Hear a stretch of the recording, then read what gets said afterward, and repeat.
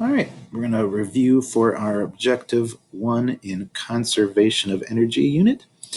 And remember, the way these videos work, pause them after I read the question before I give the answer. So in physics, what is work defined as?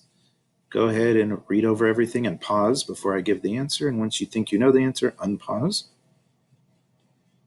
All right, if you remember, for science, we said for work, something has to move. And what causes it to move? It would be using force. So if we look at yellow, using force to move an object, that's going to be what we want.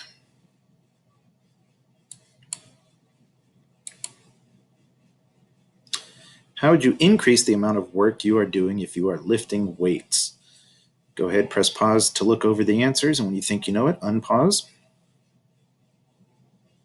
All right, remember, work is using force to move something. So if you lift heavier weights, you need more force. So that's one way. Moving something, well, if you move it over a longer distance, that's the other way. So both green and blue would be right. If you have this on your content assessment or your quiz, you would have to click both, but here either one of them would be true. What two factors determine how much power is applied to an object? Remember, power is how fast you do work. So I said work, and I said how fast, well, that would be your time. So blue, power is work divided by time, or how fast you do work.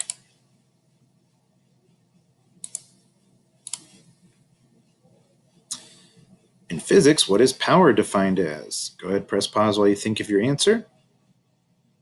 Yeah, I did say it on the last slides. If you paid good attention, you knew red was right. How fast work is done. That's what power is.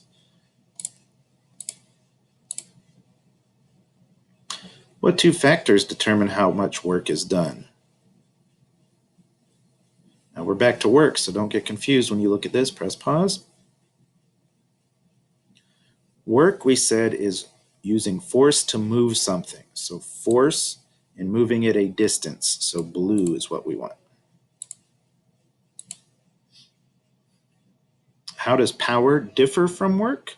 Press pause while you think. And remember, we said it a few times on these slides. Power is how fast you do work, and that's exactly what blue says is our answer.